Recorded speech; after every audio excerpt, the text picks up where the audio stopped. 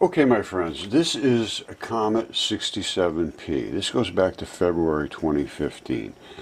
The European Space Agency did a mission. It was called the Rosetta mission. They sent up a lander called the Philae lander. It landed on this comet, took samples of the gases, took samples of the particles, and I was involved in this as deep as anyone in the world. Now, I was not part of the mission. I was not part of the inside core group, but I studied this, and I had people that were helping me to understand everything that was going on. I had the spectral analysis. I have every bit of details about this, as much as anybody in the world. And if anybody wants to confront me about it, that's what I was hoping for.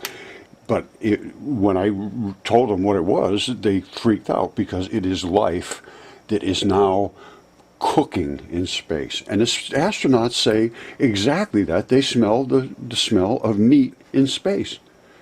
This is why these things are shooting off there. That is blood coming out of an artery, cooking from the sunshine. And they only cook when they get close enough to the sun to cook. And they shoot every different direction because the blood vessels go in every different direction. These are all blood vessels servicing tissue that was around here at one time. And as it gets close to the sunlight heats the gases. They call them dragon balls down in there. They're little balls of blood that are down in the blood vessels, and they shoot out like little streams. It's not just dust blowing off there. This is cooking meat.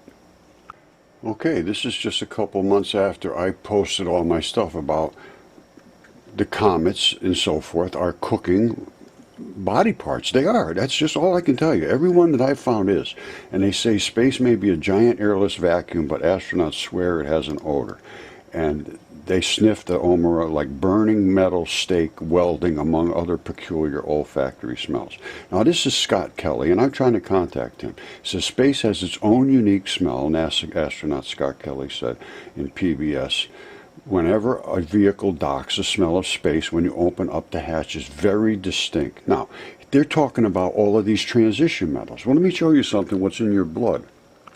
Okay, this is astronaut Don Pettit. He says the best description I can come up with is a metallic, rather pleasant, sweet-smelling metallic sensation. Reminded me of the college summers when I labored for many hours with an arc welding torch, repairing heavy equipment for a small logging outfit. It reminded me of a pleasant, sweet-smelling welding fumes.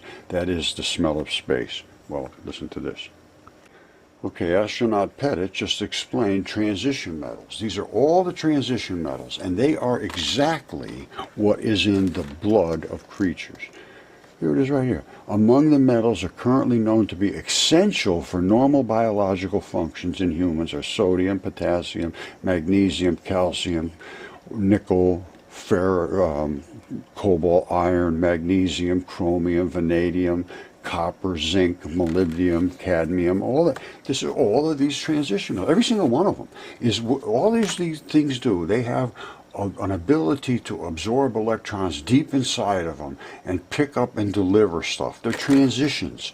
They transition things from where there's very few electrons to where there's a ton of electrons back and forth. They give and take electrons. That is their job. And that's what's in your body, and that's what's in the blood, and that's what's squirting out of these meteors and asteroids. Comets, all of them. Okay, on that comet there are two different types of holes. There's these deep holes that have all these little balls, they call them dragon balls, and these are the ones that gas off. And then there's other depressions that are just like locking it in, that are not like blood supply. Now you can see these are jetting out of there. They're blowing back, yes, but they're jetting out because they are blood vessels. And it's where the sun hits it, they cook and they squirt out of those holes. This is the actual emplacement where something locked that enthesis in, and then it went out to some form of a bone or muscle. All right, this is again the muscle ball that runs up to us like a stalk that runs up, and these are little pinching muscles. They broke off. This is the tendons, and these are a different material. These are more, red fleshy, and these are more limestoney. Now that is the enthesis that locked in, and these don't issue out gases. They are anchors.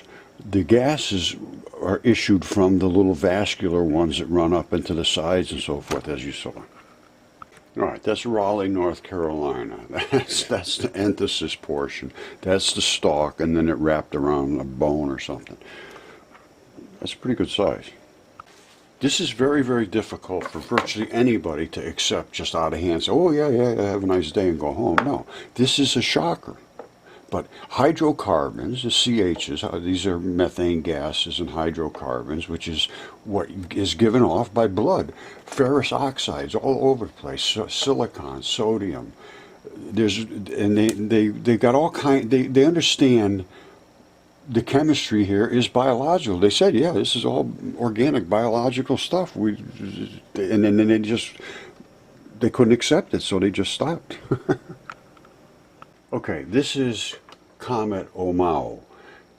Get an anatomist that understands grip skin, that understands an apical tuft, that understands the tendon assemblies and joints in the fingertip, understands blood supplies, understands the bone emplacement into the hand,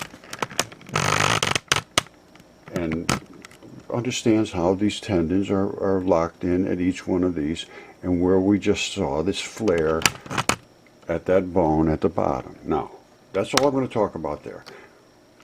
Now I showed you what grip skin looks like, and that's exactly it right there. This is the fingerprints that are on a giant fingertip that I have here on my property. My finger is the same width as one of the ridges on a fingertip, and it peels right off exactly like this, exactly like I show you on that Omao. And that is the fingertip. Get an anatomist again. There's a little bumper pad that's on between the bones. That's where the blood supply feeds in. That's the fingertip nail. I mean, obviously you can see that. And then I took the grip skin off the other side of that. That's just what it is. And this is the DNA reports from all of these different samples that I sent in. I had 3 different samples. I sent that one from that big, huge one I just showed you, from a lung, and from another hand, which is 3 feet wide. So I'm no virgin at this. I've been doing this a very long time, and these are certified results. I extracted the samples. I didn't send them the big chunks of these things, and they extracted them. I extracted the samples, sent it to them. I did not contaminate them. They are biologically exactly correct. No difference whatsoever. And the hand was right here. Where is it? Again, grip skin. You see the grip skin? Same stuff. Grip skin is the tough skin that's on your hand, or on your fingertips, your palms, and so forth. It's grips. This is a left hand. If you put it out yourself, you got one of these little jobbers that runs down a tendon. You got the bumper pad that runs around your hand. It's a fleshy thing. It's different material than the grip skin. All right, and this is where the thumb ran off. And I have the thumb. Here. I got a bunch of stuff. I got bones and all kinds of things from, well, not bones. The mud fossils don't really have bones, but the bones were there. Hold on here.